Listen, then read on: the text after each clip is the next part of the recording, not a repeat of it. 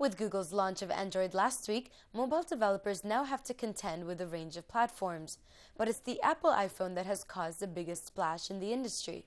At the latest Mashup Event in London this week, hosted at the offices of advertising agency BBH, developers and investors discussed the impact the iPhone is already having. We've seen for under 1% of devices, we're seeing up to 75 times more video usage. So it's almost like mobile phones didn't really have it right before. They were just the wrong size, shape, format.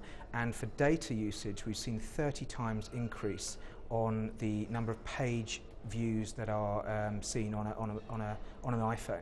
One thing, it's proved to a lot of people that there is a real business in mobile data, whereas a lot of people were very doubtful as it's been going for quite a long time and perhaps hasn't been very successful in the various different other forms. So that's great. I mean, everyone's very pleased. I think it's done a great deal from the point of view of creating a new usability on mobile phones. The whole user experience is excellent. But on the other hand, though, you've got to go put it in context. I mean, there are very few iPhones. They are very expensive.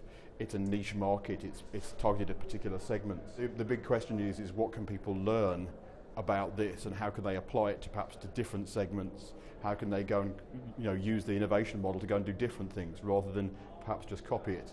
I don't see it necessarily taking market share away from the existing players. I see it rather as helping to validate the whole platform and getting more people interested in this than before.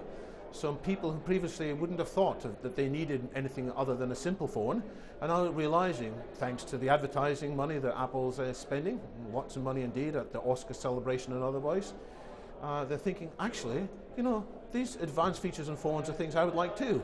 So they go into the shop and they'll see some of the latest Symbian phones as well, and they'll see that in many ways the Symbian phones are better, higher featured, better performance, better battery life and so on.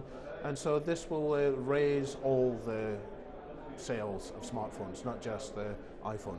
Apple have created one vertical technology platform that goes from device back to server technology, and Google are about to go and create another one.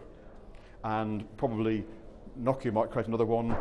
There may be 4 or 5 more come along from various different people, and therefore what you'll get is applications will only work on one of them, and you have to go and write the application 4 or 5 times. There are, of course, drawbacks to the Apple App Store.